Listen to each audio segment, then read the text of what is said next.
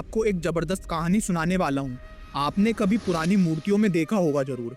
हनुमान जी देवी के सिर पर खड़े हैं और कंधे पर राम लक्ष्मण बैठे हैं। कभी सोचा ये लीला क्यों हुई? तो सुनो, इसके पीछे है अहिरावण और महिरावण की पूरी पटाखेदार स्टोरी।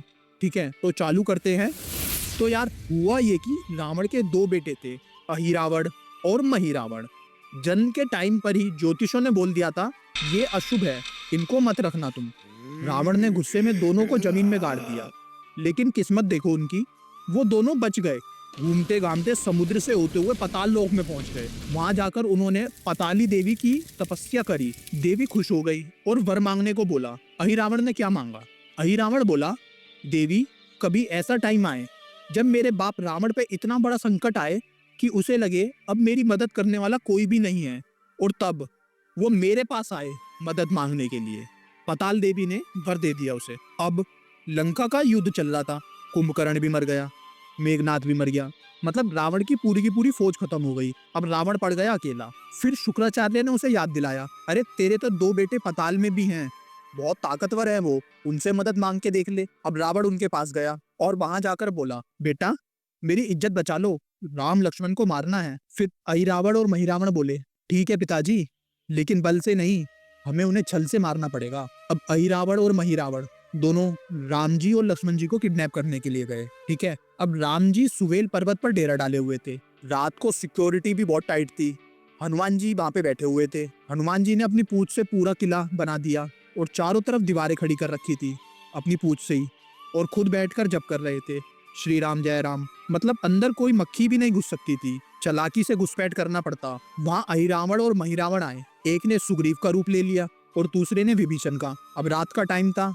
हनुमान जी बोले, अरे भाई, तुम लोग ही तो नियम बनाते हो कि सूर्यास्त के बाद कोई नहीं जाएगा आएगा, अब आधी रात को यहाँ कैसे आ गए? तो दोनों बोले, अरे हनुमान जी, मंत्र जप कर रहे थे इसलिए देरी हो गई, अब प्रभु से मिलना जरूरी है। अब हनुमान जी भी उनके झांसे में आ गए। और बस क्या, अहिरावण और महिरावण जिन्होंने सुग्रीव का और विभीषण का रूप ले रखा था, वो राम लक्ष्मण को सम्मोहित करके पाताल ले गए। अब जैसे ही सुबह हुई, हंगामा मच गया भाई वहां तो। सुबह उठते ही हाहाकार हो गई, राम लक्ष्मण गायब हो गए भाई। हनुमान जी ने बताया, रात को सुग्रीव विभीषण आए थे। सुग्रीव और विभीषण बोले, हम तो कहीं गए ही नहीं, हम तो राम जी और लक्ष्मण जी के पास ही थे। तब समझ आया ये तो अहिरावण और महिरावण का काम होगा। अब हनुमान जी निकल पड़े राम जी और लक्ष्मण जी की खोज में। हनुमान जी पहुंचे पाताल लोक। गेट पर उन्हें मिला मकरध्वज। अब ये मकरध्वज कौन था? जब लंका में आग लगाई गई थी उस टाइम पे हनुमान जी की पूंछ जल रही थी, तो हनुमान जी को बहुत पसीना आ रहा था। तो उसी पसीने की बूंद जब समुद्र में टपकी और वो बूंद मछली ने पी ली, तो उससे एक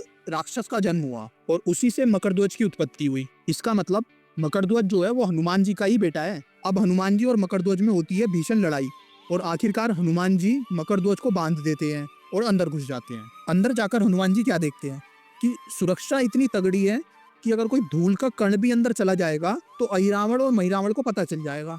अब हनुमान जी उस टाइम पे क्या करते हैं? तो हनुमान जी ने क्या करा, धूल के कण के अंदर भी जो एटम है उसके अंदर भी जो इलेक्ट्रॉन एंड प्रोटॉन होते हैं ना, उतना अपने आप को कर लिया उतना छोटा, और एक गुड़ल के फूल में जाकर छिप गए। अंदर जाकर के इतने छोटे हो गए वो गुड़ल के फूल में जाकर छुप गए। अब क्या हुआ, अब अहिरावण महिरावण देवी की पूजा कर रहे थे और लक्ष्मण जी और राम जी की बलि चढ़ाना चाहते थे सर काट करके। अब जैसे ही अहिरावण और महिरावण ने वो गुड़ल का फूल देवी जी पे चढ़ाया, तो हनुमान जी ने क्या करा, देवी जी को तो जमीन के अंदर दफना दिया और उनके ऊपर खड़े हो गए खुद देवी बन करके। अहिरावण महिरावण भी बहुत खुश हो गए कि देवी तो असलियत में प्रकट हो गई हैं, और उन्होंने राम और लक्ष्मण को बोला, अब तुम्हें कोई भी नहीं बचा सकता। राम जी भी बस मुस्कुराए और लक्ष्मण की आंखों से इशारा किया, अरे ध्यान मत करो, अपने इष्ट देव का दर्शन कर लो। अब देखो यहाँ पे कितनी बड़ी बात है। राम जी लक्ष्मण जी को कहते हैं कि अपने इष्ट देव का दर्शन कर लो, क्योंकि राम जी को पता है वो सामने जो देवी है ना, वो कौन है, वो हनुमान जी हैं। और इसका मतलब राम जी और लक्ष्मण जी के इष्ट देव भी हनुमान जी हैं